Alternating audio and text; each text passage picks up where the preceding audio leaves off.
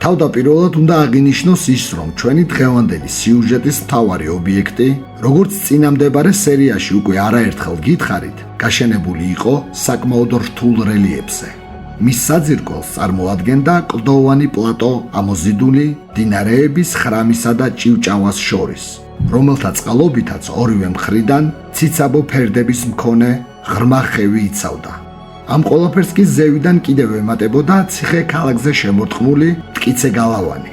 ასეთ საფორტიფიკაციო ნაგებობაში თითქმის 30 წელზე მეტხანს ყოფი თურქული გარნიზონი კი ყველანაირად მომზადებული იქნებოდა რამოდენიმე თვიანი ალყისთვისაც.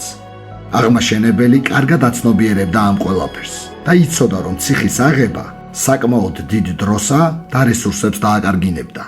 ამასთან ერთად დროში გაწელილი სამშვილდის ალყა ნიშნავდა სელჩუკთა დამხმარე ლაშქრის შემოსვლა საქართველოში, რაც კიდევ უფრო მეტ სისხლისღვრას მოიტანდა.